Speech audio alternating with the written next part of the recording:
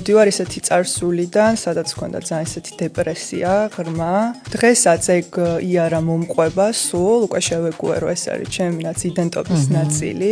გარედან ყოველთვის თვლიდნენ ჩემი მეგობრები და ადამიანები ხვდებოდნენ, რომ ძალიან თავდაჯერებული ვარ, მომწონს ჩემი თავი, მაგრამ შინაგანად საკმაოდ დიდი პრობლემები მქონდა თვითშეფასებასთან. აი, ცოტა უფრო ფაქიზად უდგები ადამიანებს, რომლებსაც იგივე პრობლემა აქვთ. ყველაზე დიდი გაბედვა იყო სამსახურიდან წამოსვლა, მადრიდში ვმუშაობდი.